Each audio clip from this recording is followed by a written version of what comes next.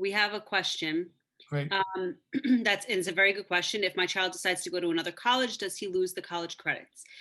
So just like every college that you go to, if you decide to transfer, there's always that risk of losing college credits that you already have taken. St. John's is no, um, you leave with a St. John's transcript, and we are working with them to see for students who stay in St. John's after they graduate, if there's anything that, as far as scholarship wise or a break in tuition that we could do.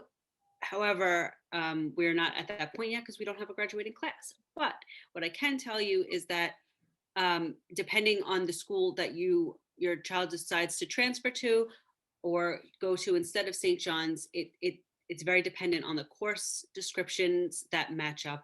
And it's like any other college. If I went to Rowan University and I decided that I wanted to transfer to Wagner, there was a good chance that I may lose some credits, but it's a toss up. And it also depends on the major that you are taking. If you're switching majors, there's a lot that plays into it. We had another question: how many students are enrolled currently and the demographics? Currently, we have a little less than 200 students enrolled over the course of 3 cohorts. So that's 3 years of students. And I could tell you the demographics from the quality report that we just received. If you give me 1 second. We have 5% Asian, 31% Black, 42% Hispanic, 16% white, and 3% Native American. And the numbers in a new school are tough to trust because it's new. And so these numbers will fluctuate from year to year until we have a few years under our belt. The hope is that we will be able to get to about 450 students within the next 2 years, and have a balance of students all across demographics, and most importantly, welcoming students with disabilities alongside students who are general education, because we feel that that's the best way students learn, is when they're in the integrated classrooms. Another question we have says, what technologies and notification systems are in place in case of school-wide emergencies?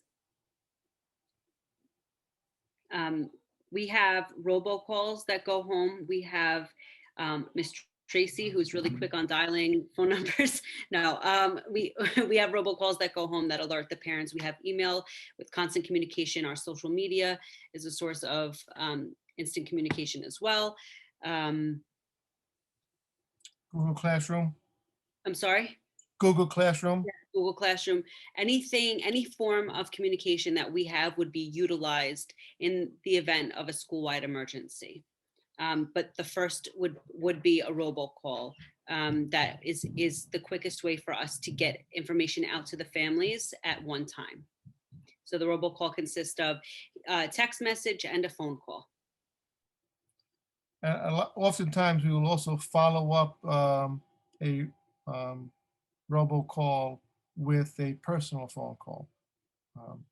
Thankfully, we have really had that kind of situation, but as a small school, we really do pride ourselves on being very responsive to our families. And I do want to say that despite the situation that we find ourselves in with the pandemic and the virtual learning, our attendance rate for students has maintained in the mid to high 90s. Of course, we do get some students that unfortunately are struggling and find it very hard, but we have an excellent attendance rate. And even the students that are struggling and find it hard, we are in constant communication with them and their families, trying to get them back on track, coming up with plans to make sure that they don't lose this time with us and that they are still able to be as successful as possible. Do you know what kind of athletic sport Richmond has, and would my child have an opportunity to try out for them or just specific sports? Port Richmond has everything under the sun, from swimming to gymnastics um, to football, soccer, baseball, any major high school sport Port Richmond offers. And our students, as long as they are academically eligible, are able to try out and play for Port Richmond. We had students on the basketball team, the gymnastics, swimming, track and field was a big one. And as long as the students maintain eligibility academically with us as well as Port Richmond, they are able to, we had students leaving early to go to track meets or go to practice at the sports complex on Father Capodanno.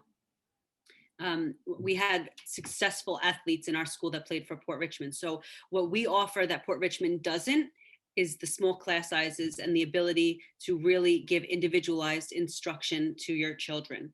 Our classes are half the size of a larger school, and we have an additional opportunity, the St. John's program, which is free, and the students are walking away with a lot of credits. We don't have sports, but what we don't have, we make up with what we do have.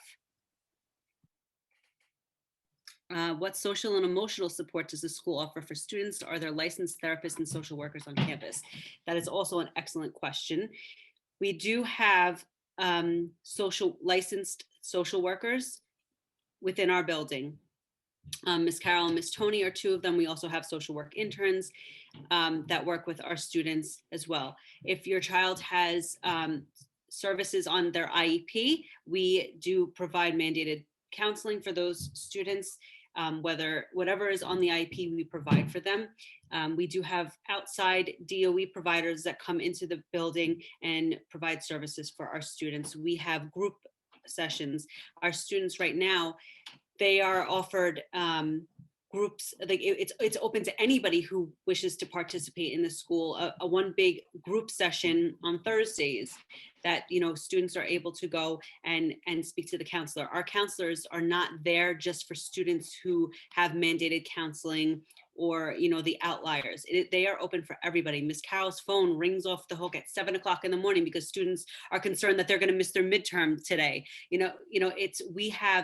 Because we are such a small, tight-knit group, we are able to offer that individual service to the students. We start at 8 a.m. and in the building, our first class is at 8 a.m. We try to keep the schedule as consistent as possible, and the students dismiss, oh my goodness, at 2:40, right? 2:40. 240. Yes, 2:38, I think. Yes, the students dismiss from our building. And yes, and it's the same thing for the distance learning as well. We actually we rework the schedule for the second semester to reflect a shorter day because we don't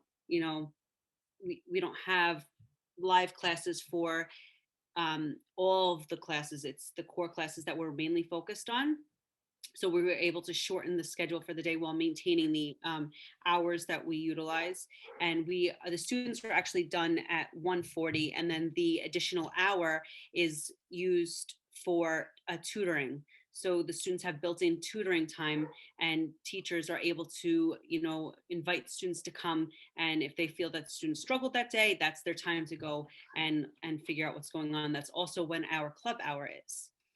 Transportation is not provided to or from the school unless the student has an IEP where transportation services are listed as an accommodation. There is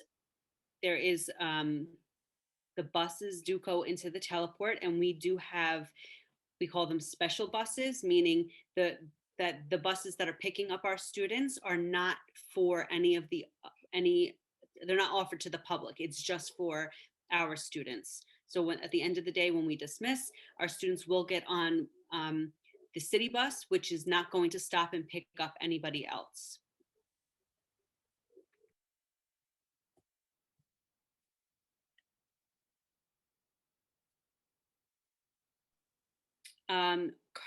So we are currently using Lavelle's building as a home while our building is being completed. So when we were going in 1 day a week, it was Lavelle's building that we were in just to maintain on campus, to stay on campus.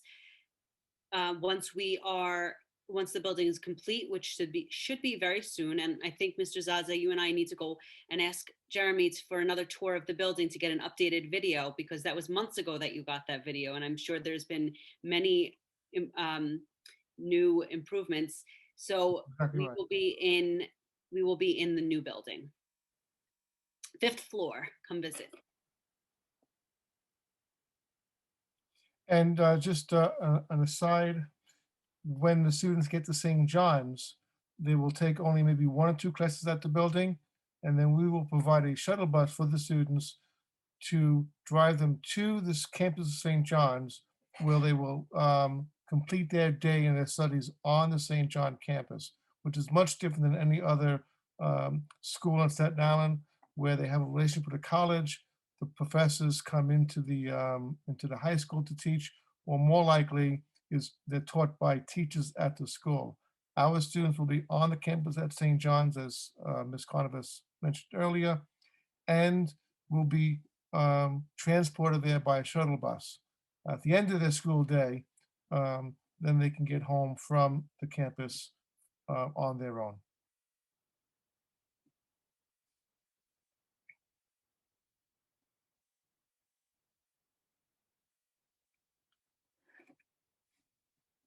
You're asking great questions. Keep it going. Oh, here's a good one. I'm typing from my mom, but my name is Imani. I don't want to butcher that. Lonk.